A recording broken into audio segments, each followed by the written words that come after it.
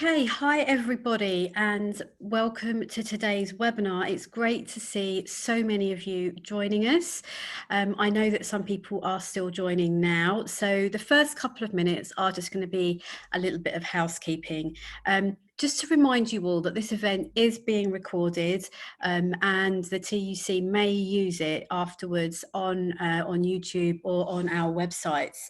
So not only a big welcome to today's webinar, but a welcome to Organise 2020. I hope this is one of many events that you're going to be attending online over the next 3 days. So I'm Anna from the TUC, and today I'm going to be talking about how to get the most out of webinars and online events. I'm joined by Alice, who is, you can probably see at the top in a little window. She will be monitoring your questions and she will be getting involved in what's going on in the chat. So just other little bits of housekeeping. Just a reminder that this is a TUC event, and even though it's online, we should all still behave with courtesy and respect to each other. Some of you may already have noticed that we have live closed captions on this webinar. So underneath me here, there's a button that says CC or closed captions. If you click that, you'll be able to see live captions of what we're saying provided by Sam. Great to see so many of you already using the chat panel, which is on the right hand side. Please use that to exchange ideas and tips with each other and to introduce yourselves to us. Tell us your name and your union. And you'll also see below me here, there's a Q&A button, looks like 2 speech bubbles. Please post any questions there and we will get to those throughout the webinar. So what we're going to be covering today, we are going to be covering 2 main areas. First of all, practical tips and the lessons that we've learned on about holding webinars and online events. We're very aware that not everyone will be using the same platform for their webinars or online events. So all the advice that we give is going to be platform agnostic. You can use this advice for whether you're using Zoom or Microsoft Teams or Crowdcast or WebEx or any of these other platforms out there. It won't matter. All the tips will be neutral. And then we're going to have a bit of a discussion about how you can use these events to organise within your union and how you can connect with your reps and members in a way that you perhaps hadn't done before. Okay, let's get going. We're going to start with a poll. So you can see underneath me that one of the buttons says poll. I am now going to launch the first question. Please go into the poll and vote. And the question is, have you delivered an online event or webinar before? So fantastic, people are voting. Great to see the bars moving.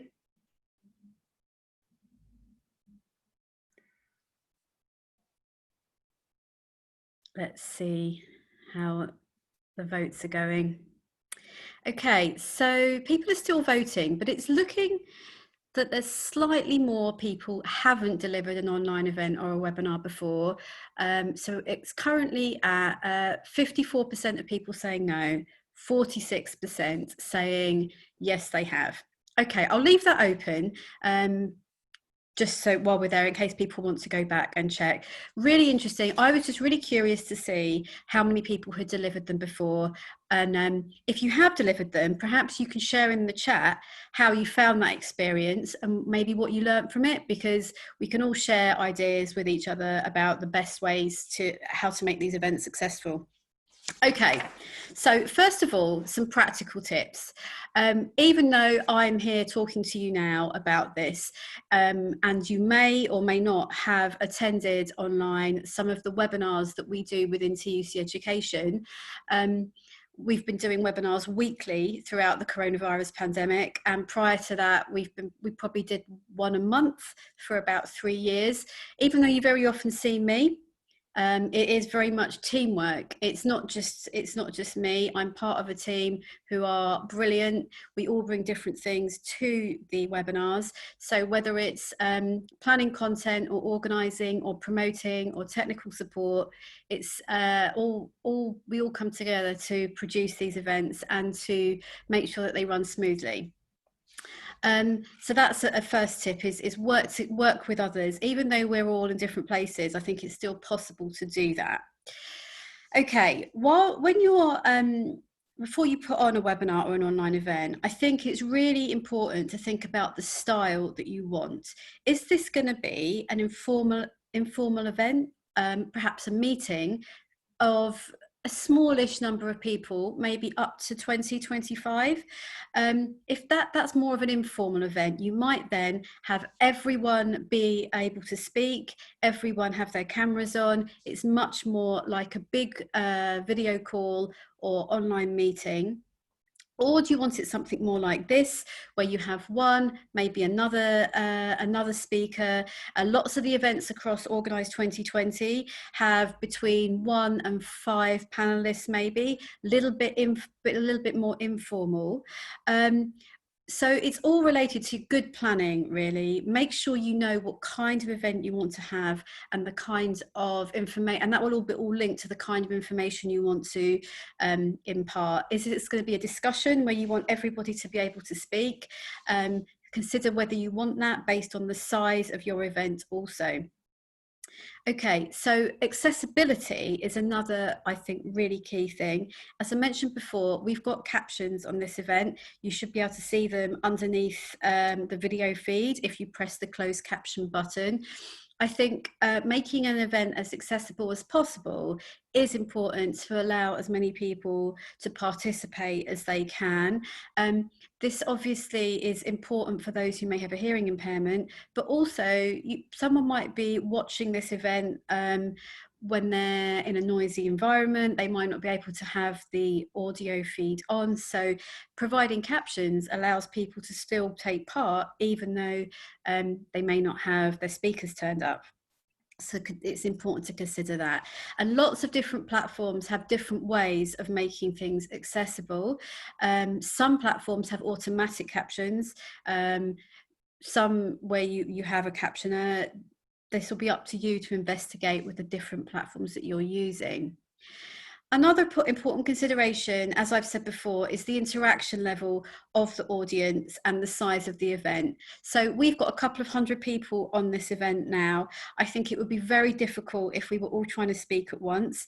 Therefore, it's much more practical to have it as a kind of webinar, online lecture kind of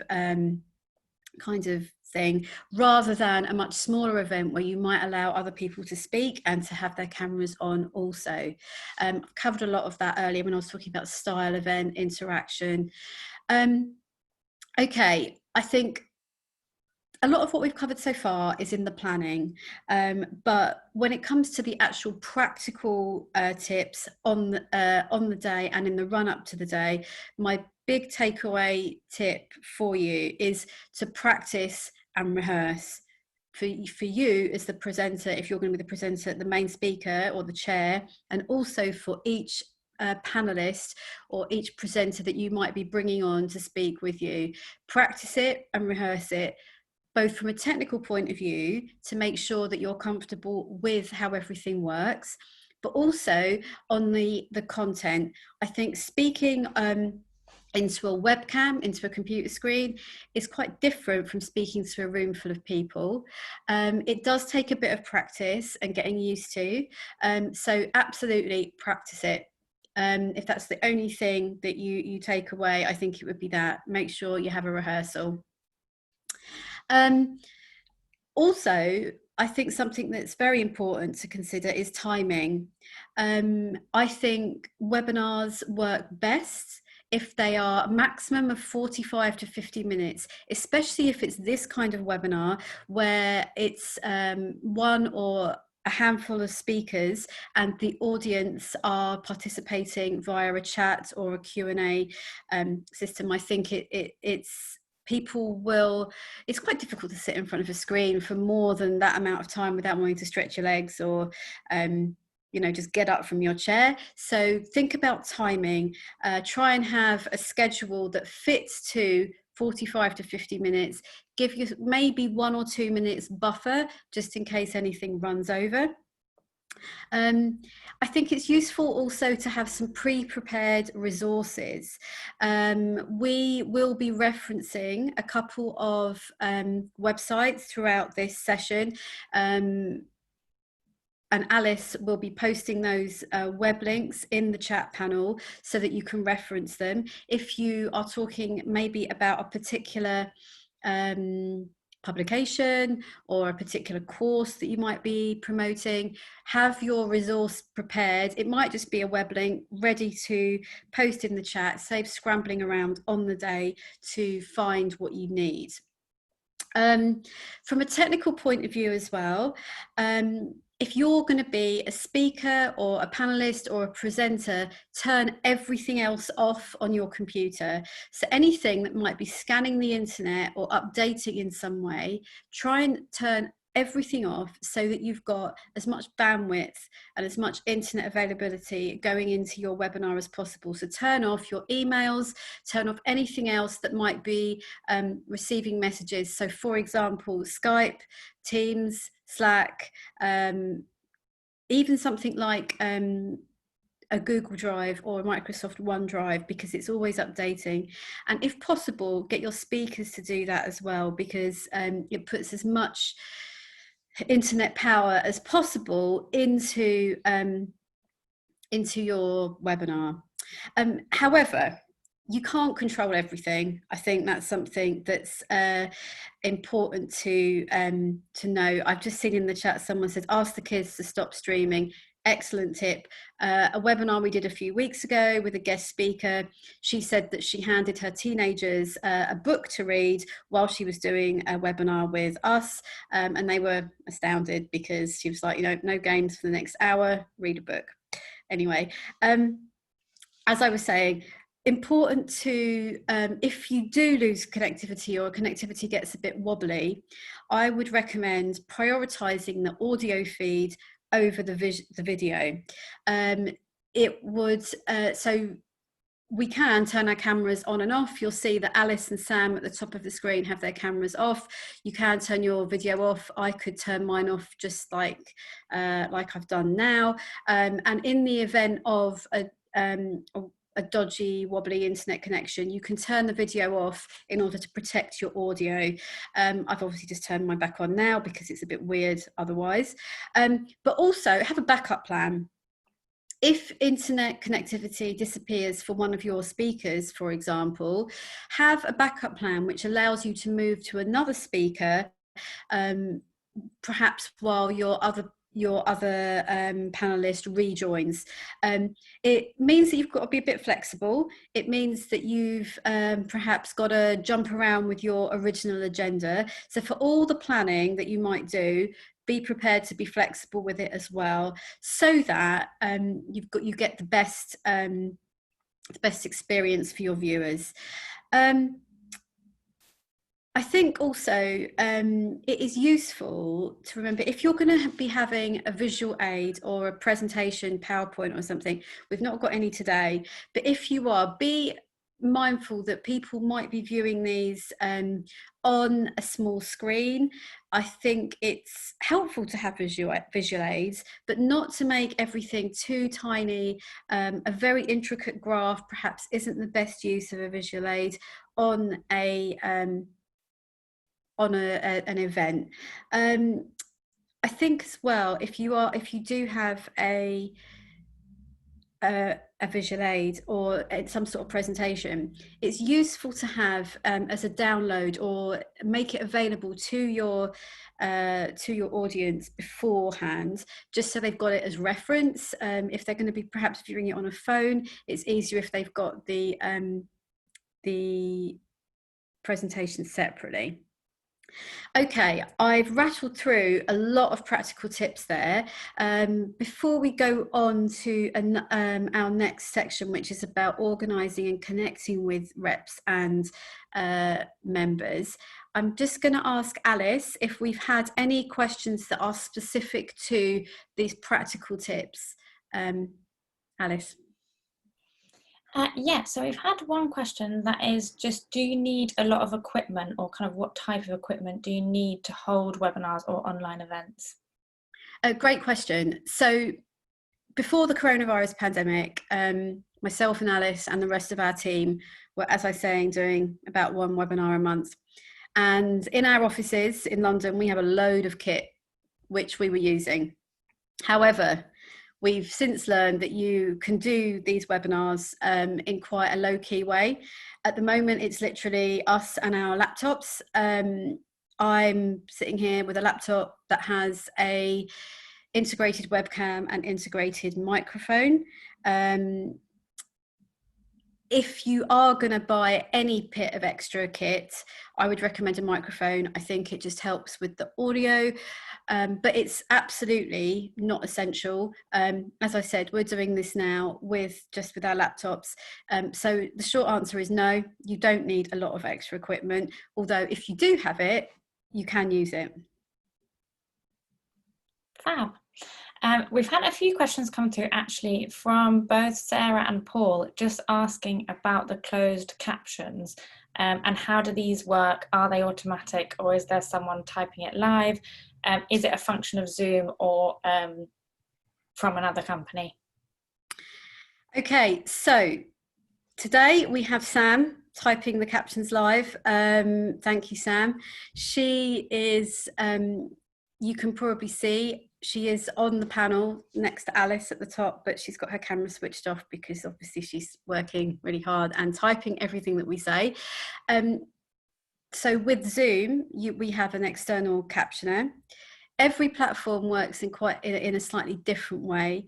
I think that like Google Hangouts, for example, have an integrated captions function, as does Microsoft Teams if you have that functionality switched on.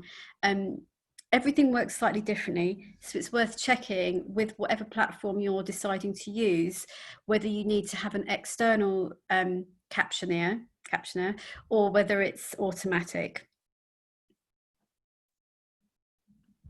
Well, we've also just had one from Jeff come through in the chat that just asks, how do we advertise and market our webinars? So the Organise 2020 webinars were all advertised by the wider TUC communications and marketing machine.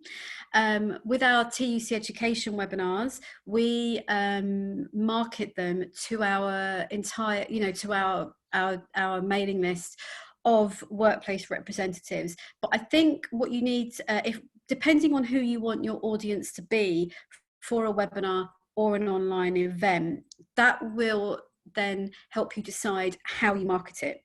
If you want to have an online event just with an invited group, you will only obviously be marketing it to them. You would make sure that you set up a restricted registration link for that event so that only those you invite can join. But if you want to have an event that's like this, where you want to have as many people as possible, you can use, I think, any promotional avenues that are open to you. So be that email marketing, having information about it on a website, using social media, emailing people about it, just off, in an informal way. Whatever ways that you would normally promote something, I think can be used for webinars as well. But do bear in mind who you want to attend and use that to inform your decision about what marketing and promotional activity you do. There's also some great tips coming through in the chat about things like making sure you have headphones ready. Someone's recommended they use a USB camera that can give a better picture. That's really helpful and really interesting, all the tips that are being shared. We've just had one question as well from Rick, which asks, how do you handle trolls or people who just join to be abusive? Any steps to prevent that? That's a really good question. I think over the past few months, we've heard worrying stories about how some events have been hijacked. I think those are a bit scary because they're events where they've been hijacked by people who weren't, who just sort of randomly picking online events to go and be abusive. Most, if not all, of the online platforms that you might choose to deliver webinars or deliver online events will have a function where you can remove a participant. It's going to be different how you do that on every platform, but I think the key tip here is to have a co-host or a moderator. So because I'm delivering the majority of this webinar, I can't keep an eye 100% of the time on the chat. That's why we've got Alice here, so she can keep an eye. If anyone did post anything that was inappropriate or offensive, she would be available to remove them. And again, depending on the platform that you're using, you can set up an event in different ways to minimize hijackers. So I'm sure lots of us are very familiar now with the waiting room that exists before a Zoom meeting. You can't join the event before the host has started the meeting, and the host is in charge of who is allowed in to the webinar space. There are all sorts of different functions that you can switch on and off with different platforms. So for example, you can force everyone to have their microphones muted or to switch their camera off. So this is a webinar. With the exception of myself and Alice, everybody has their microphone muted. So it's a lot more secure than it would be if perhaps we had 207 people all trying to speak at once, which would be a little bit trickier. If you are organising a online meeting that is just for a select audience, when you're inviting people to that, remind them that this is not a meeting for everyone. Remind them that they shouldn't share their links with anyone else. They shouldn't forward their meeting invitation. They shouldn't share the link with anyone. And lots of different platforms as well, as I said, have different functions that you can switch on and off to prevent people sharing images or things that aren't related to the meeting. So you can stop people adding attachments in the chat. You can stop people sharing their screens. And these tips are, I think it really important to consider if you're having an online meeting rather than a webinar, because a webinar tends to be a lot more locked down and a lot more restricted to the viewers, to the audience, whereas a meeting, these things are a lot open. So just consider how you set something up in advance before you start allowing people to register. That's great, and there's lots of helpful tips coming through in the chat as well. We've just had a question from Mike as well that asks about if you do want participants to engage a bit more and create a bit more of an interactive webinar or meeting or session. Have you got any tips for how to do this, and are there any particular activities that you think work well on online sessions or don't work particularly well? Well, I think it is good to have interactivity, but again, think about the size of the group. I think if you're going to have more than probably 20 to 30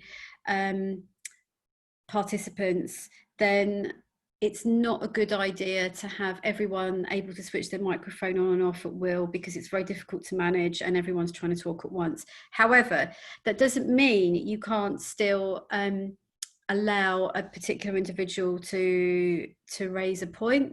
Again, different platforms have different functions that allow you to pick an individual and allow them, enable them to come and speak. That is something, and again, I think it all goes into the planning. If you're going to do that, perhaps decide at the outset that you're going to have a section where people can verbally ask questions rather than type them. I think other ways that people can interact are using the polls. I've used one poll so far, but you can use as few or as many as you like. I think with smaller groups, perhaps, be that in a smaller online meeting or in a big meeting that you've divided into subgroups, you can use all sorts of different online tools to perhaps work on a shared whiteboard together, or a shared notes tool. There's all sorts of free, interactive, shared workspace tools out there. Google have one called Jamboards, there's one called Padlet, and there's probably loads of others that I just can't think of off the top of my head, but they allow groups who aren't sitting together to work together on an electronic whiteboard. That's another way to get groups to interact with each other. But again, it all depends on what you want to accomplish from your online event or webinar. If it's about a kind of workshop experience or people working together, those kinds of tools will be useful. But if it's more of a seminar type experience, you perhaps might not want that, and you might not have time for that. As I said earlier, I think timing is very key. It might be that you have a series of webinars, and in the first one it's just someone talking, and then in the second and third there's much more interactivity in smaller groups. That's fab. And lots of people in the chat again talking about what they've been using. Sally Ann said they use Slido, which as Anna mentioned, we've used that before in the past as well. And other people talking about how when they've had meetings, the Zoom breakout rooms can be really useful. So yeah, lots of good tips there. We've just had a question from Teresa as well, just a quick one on recording. Do you need to get permission to record sessions?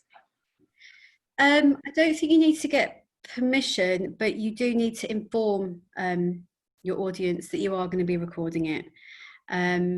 You'll have noticed that I announced at the beginning that I was going to record it. I think you do again need to inform, especially panelists, that you are going to be recording the session. Again, it depends on the type of meeting. With our audience at the moment, you're not visible on screen, you're not going to be heard on screen, so it's just more about informing you rather than getting permission, whereas for myself and Alice it is perhaps a different informing really. Sorry, I'm not sure I explained that well, but I think it depends on how you're what type of event you're having, but always inform that you're recording. I'm thinking, Alice, I'll move on to the next section about organising and connecting with an audience, and we can definitely come back to any questions that are being posted, whether they're about practical tips or about organising. Okay, so I think there's perhaps a perception, or there was a perception prior to March of this year, that online communications can be more impersonal and less meaningful than face-to-face communications. But absolutely, I believe that you can make a connection virtually. And actually, that's not just a belief. I think that we've seen lots of evidence over the past 3 months about how we can make connections with people with, obviously I think we do this in our social lives, but we can use it in a union context as well, and we can connect with members and reps and organise as well using online events and webinars. So over the past 3 months, we at the TUC have been doing work with some of our affiliates on online events and webinars, and I want to tell you about just one of them today. We've been doing some work with the FDA, and at the start of the COVID pandemic, they got in touch with us about how they could use webinars to deliver training to their members.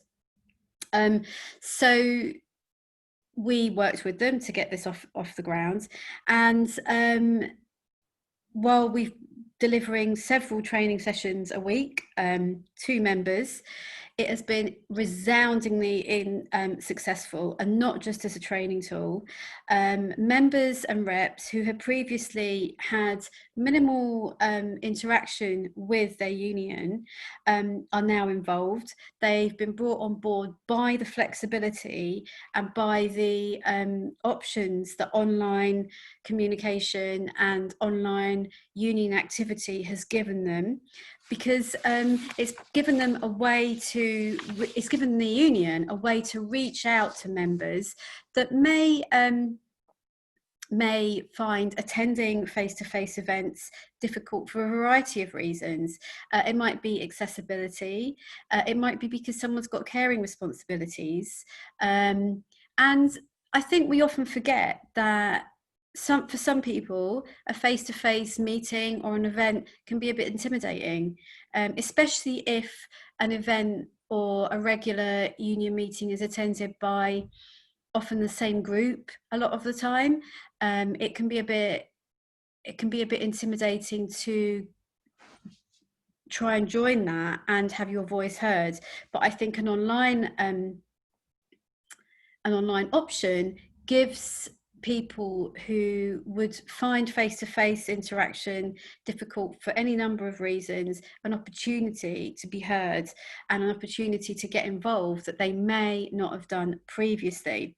So as I said, with the FDA, demand for online training and online meetings has been incredibly popular. Numbers and people who've been registering for these events has just soared. I think partly for the convenience and the flexibility, and because it takes less time out of your day, perhaps. I think it also, because with some of these events, of course, you get more out of them if you attend live, but because many of them are recorded, people can watch a recording the same day or the following week or whatever and still benefit from that union activity, even if they weren't able to be there live. And I think as well, there's incredible organising potential with online events, because they can reach a new and a more diverse audience, and I think we can all agree that's always a good thing. We're always trying to make our union activity available to all, and reaching a new audience gives us a way to organise and connect, and crucially, a way to stay connected with people who perhaps become a little bit dormant within the union. It's a way to keep them involved and to keep them interested in union activity. We do have a little very short e-learning module about organising during the coronavirus pandemic, and Alice is going to post a link to it in the chat panel in a second. It doesn't specifically just talk about online events and webinars, but it does have some good tips on how to organise during COVID-19, which perhaps will be useful to some of you. Yep, she just posted the link there now. But absolutely, I think the evidence has shown that demand for our online events has just increased exponentially, partly because, yes, of course, there's no other option, or and at the moment we can't meet in big groups face to face, and we may not be able to for quite some time. But I think the convenience and the flexibility is something that will bring in this new audience that, of course, we all want to see. We all want to see grow. So hopefully, some more questions have come in over the past few minutes about not just practical tips, but about the organising side of events also. So Alice, what other questions have we had? We've had quite a few questions come through, so we'll try and get through as many of them as we can, but we may run out of time. So a few people have asked, so both Jeff and Mohammed have both asked about language interpretation for webinars, and if you've got any tips on that. So just going back to the practical tips that you gave before. Sure, and actually Alice covered a great practical tip there as well about managing expectations. We often get way more questions than we have time to answer. So I think it's important to tell your audience that, and that we don't, even if we can't answer a particular question, we can try and group questions together so that it's a more general question, or make a note of that question to come back to at a later date. But anyway, language interpretation, yes. Many of the online platforms have a language interpretation option. Zoom, for example, has one. You do need to obviously have someone who can do live simultaneous interpretation to be available. You know, if you hire a professional interpreter, obviously that comes at cost. But there are quite clever little functions within many of the platforms that allow you to have live interpretation of an event. I think it's a case of checking what your platform has the functionality for, and then deciding accordingly how you're going to manage that. Great, and we've had lots of questions just about practical tips as well. One from Antonia, you covered a bit of this earlier, but just wondering if you had any additional points about things like Zoom bombing. So how do we make sure our events are secure and aren't being hijacked? Yeah, absolutely. I think this is about, the key is in the preparation. You're going to have a Zoom meeting and you're concerned about Zoom bombing. Make it as secure as possible in the setup. So always have a registration page, always have a meeting password, disable anything that allows your attendees to share images or documents. So for example, disable screen sharing for attendees, disable file sharing in the chat panel for attendees. That doesn't mean you can't have a presentation or a visual aid, because your presenters can still do that. Your host can still share a PowerPoint, for example.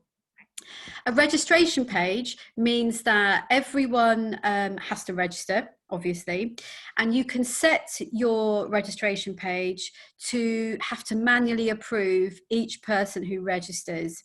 Now, that's quite a useful tool, because you can look down a list and see if there's anyone who shouldn't be there. You can remove them, you can block them from joining. And as I mentioned earlier as well, have a co-host like I've got Alice. If someone does start to Zoom bomb, you can remove them.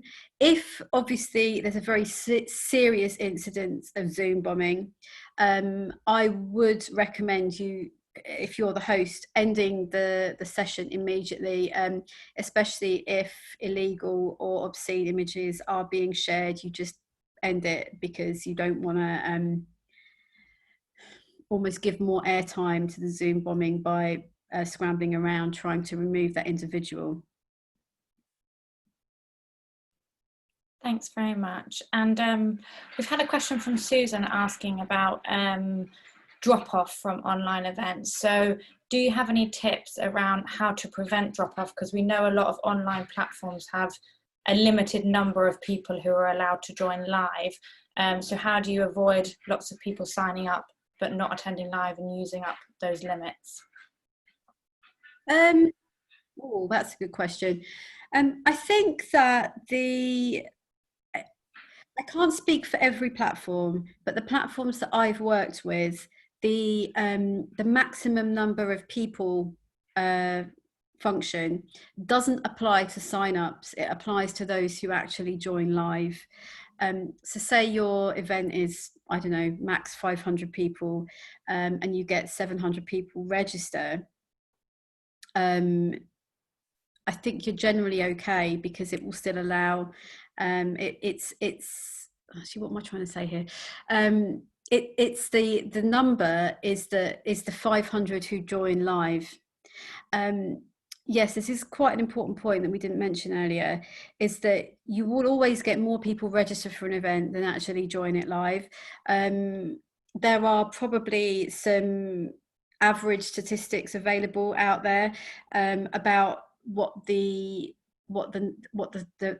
turn up rate is, as opposed to those who register. That might be worth looking at. I think in order to manage dropout while you're in a live event, is again to manage expectations, to perhaps at the beginning talk about what you're going to be covering, so that people know what they've signed up to. They might have just joined on a bit of a whim, but if you are clear about what the event's going to cover, they know whether it's relevant to them or not. That's great. And we've had another question from Melanie, slightly different, not quite a practical tip, but how do we encourage an older generation not confident in technology to engage in online training? That's a great question. I think it's a case of, and obviously these tips can apply not just to webinars or online events, but any kind of online training, about having maybe some taster sessions where the first thing that they do is perhaps join a session where all they need to do is click on a link and join a session. And then within that session, you can demo to them the online training that is perhaps very straightforward. So I think it's a case of starting with the basics. Yes, I appreciate that online training can be quite daunting, especially if somebody thinks they need to do a lot of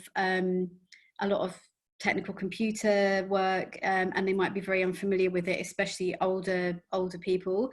But I think start simple, get them to click on a link, join an event that then demonstrates what they will need to do. Hope that's helpful. Yeah, fine. I think we've covered this slightly, but Michael just asked, if there are multiple presenters, is it best to have one individual in control, or can it be joint technical as well as a content enterprise? So I think that's talking about, if you have lots of people on screen, should one person be in control of all the technical elements, or should it be shared?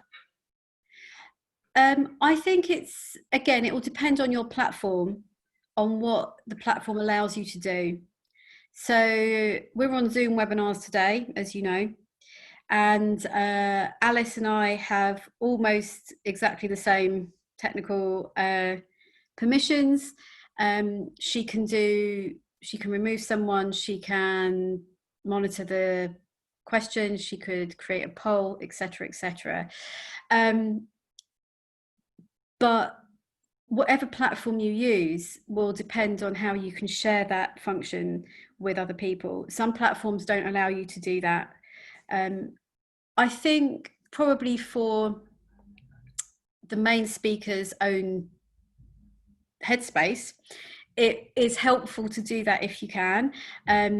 I certainly know for the past 45 minutes, I wouldn't have been able to monitor everything and speak. It's helpful to have a co-host if you can, but again, it will depend on your platform. Check what your platform allows you to do, and whether you can share that responsibility. If you can't, I think it's just, my tip there would be just to take it a bit more slowly. Try not to fit so much in to your session, because if you're going to have to do everything, you're going to need that time to keep looking backwards and forwards, as well as speak and as well as present. I'm very aware of the time, and I'm aware of following my own advice, which was do not go on for too long. So Alice, I'm wondering if there's one or maybe two more questions that we can cover before we wrap things up. Yeah, of course. We've got a few more come in. One from, I'll just pick some last two on things that we haven't really covered yet. So Pavel has asked, Do you have any examples of online actions or tactics that have worked well as industrial wins, and how can online events help to deliver these? That's a really good question. I think actually my best advice for you would be that over the coming 3 days in Organise 2020, there are sessions about this, about online wins. There have been lots, and I'll admit off the top of my head I can't cite them immediately, but please do check out the rest of Organise 2020. All the events that are the rest of today, tomorrow and Saturday are still open for registration, so please do check them out. About the online wins or organising that has been done online, TUC Education also held a webinar about 5 or 6 weeks ago now, which you can watch a recording of, where we talked about online organising wins. Really sorry I can't remember them off the top of my head, but we can post a link to those.